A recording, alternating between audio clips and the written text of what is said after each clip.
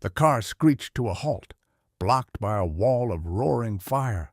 The day's laughter was instantly replaced by terror as masked men swarmed the vehicle. In one tragic moment, the driver, Rosette's only line of defense, was murdered right before her eyes. But how does a pampered European girl, raised in a gilded cage, transform within just a few short years from a kidnapped victim into the most feared and ruthless leader of an organized crime syndicate in China? This isn't a work of fiction. This is the dark truth that shook the very foundations of Shanghai.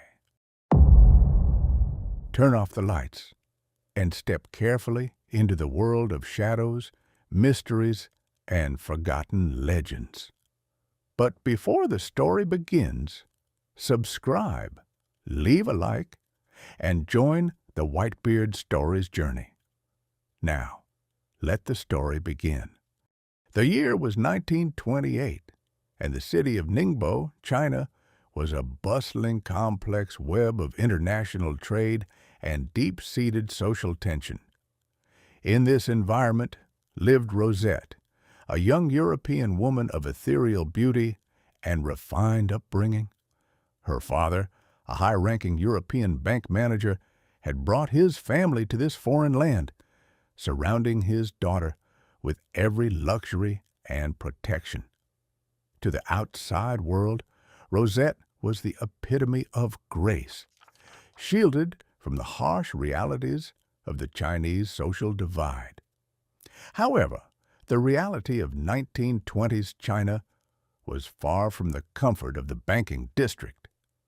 The city was haunted by the shadows of the coolies, not the historical laborers, but a fearsome network of criminal gangs that operated with ruthless efficiency. These groups were not merely bandits. They were manifestations of the deep resentment felt by the downtrodden against the wealthy foreign elite.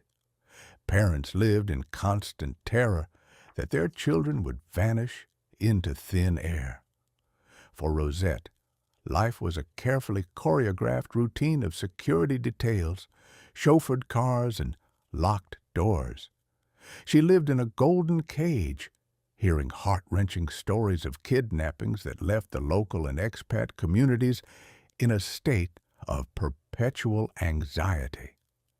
Despite the constant warnings, the allure of freedom was too strong for the young Rosette. When her friends organized a trip to the scenic rural area of Bailun, renowned for its serene nature and fishing spots, she begged her parents to join. After much deliberation and an agreement that she would return before dark under the strict supervision of her trusted driver, they relented. The day in Bailun was idyllic, a brief glimpse of a life unburdened by fear. But as the sun dipped below the horizon, the darkness of the rural roads became a hunting ground. On the desolate path back to the city, the car was abruptly halted by a blockade of burning fire. Terror replaced the day's laughter as masked men swarmed the vehicle. In a harrowing moment, the driver, the only line of defense between Rosette and the abyss, was murdered right in front of her eyes. The trauma was instantaneous. She was bound, blindfolded, and tossed back into the very car that had once been her sanctuary, now turned into her prison. The kidnappers drove for hours, their voices a foreign cadence that offered no comfort. When the car finally stopped, Rosette was dragged into a cold, dilapidated stone room, stripped of her blindfold, and left in the silence of her own mounting dread. She was trapped with no windows, only small, jagged peepholes in the walls that she instinctively felt were being used by unseen guards to watch her every move. Days blurred into an agonizing cycle of darkness. Finally, the heavy door groaned open, and she was brought before a tribunal of men, led by a stern, aging man who commanded absolute respect. A translator introduced the proceedings. This was no random abduction. It was a trial.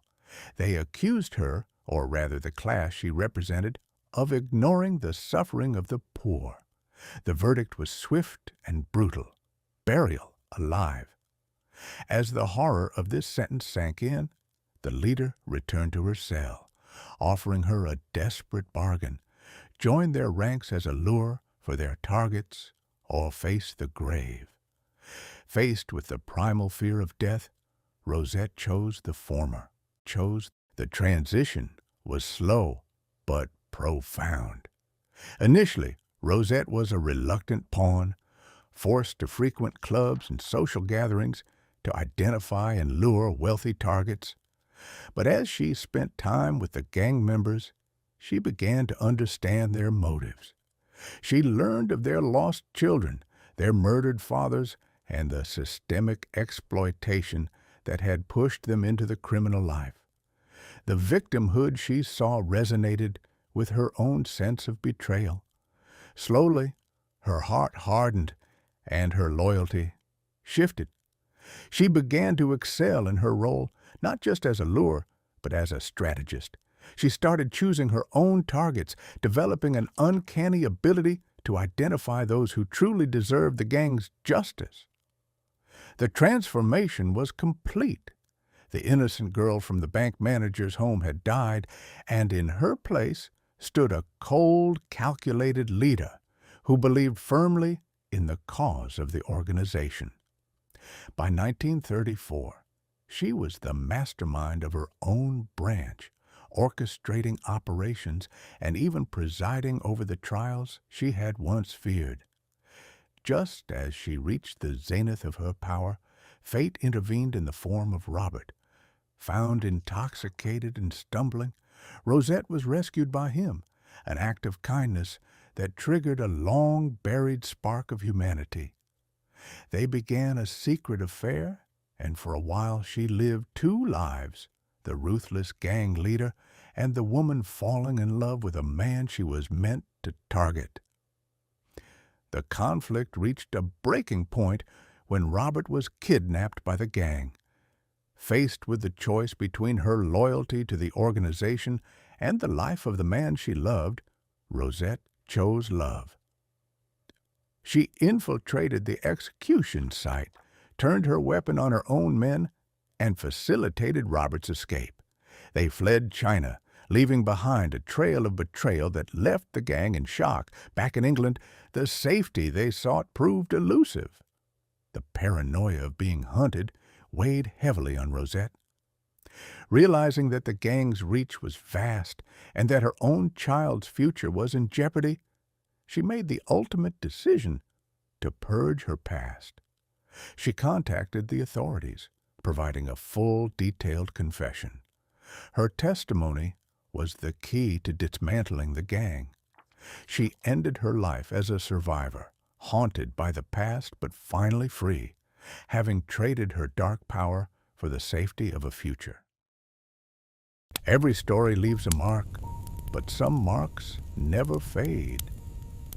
If you enjoyed tonight's story, subscribe, leave a like, and return for the next tale hidden in the shadows. Until next time, keep the lantern lit